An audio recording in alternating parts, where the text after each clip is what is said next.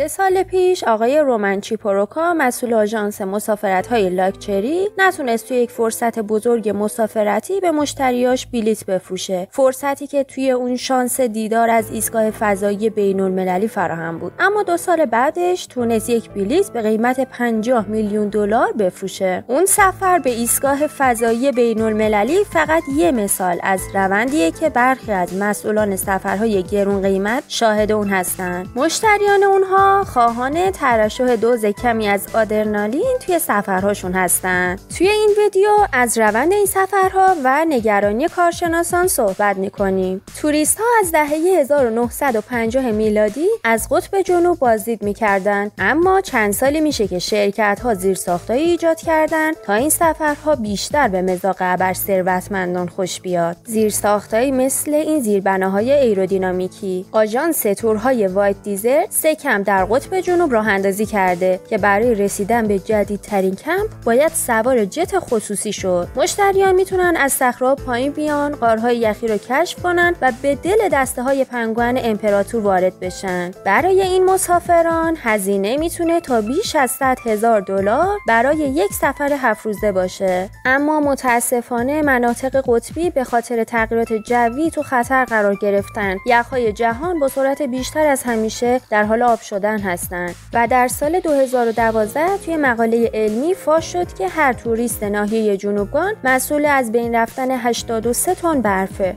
بعضی از آژانس‌های مسافرتی میگن که به رغم خطرات مشتریانشون باز هم به دنبال ماجراجویی بعدی هستن. مدیر عامل شرکت مسافرتی آنتین بوردرز گفته که یکی از مشتریانش درخواست صعود به قله K2 رو داشته، اما 2 هفته وقت نداشته تا خودش رو به کمپ برسونه و از اونجایی که هواپیماهای خصوصی اجازه ندارن از این منطقه مناقشه پاکستان و هندوستان عبور کنند، آنتین بوردرز هلیکوپترهای بلند پروازش رو از ارتش پاکستان اجاره کرده و اما هزینه این مسافرت 14 روزه $40,000 شد. همونطور که مشتریان توی این سفرها ریسک به جون میخرن، از اون طرف هم به دنبال حمایت شرکتایی هستن که تخصصشون کنترل بحرانه تو مواقعی که اوضاع اصلا خوب پیش نمیره. شرکت مدیریت بحران آقای دن ریچارد انتظار داره که در سال 2023 بیشتر 100,000 تماس درخواست کمک دریافت کنه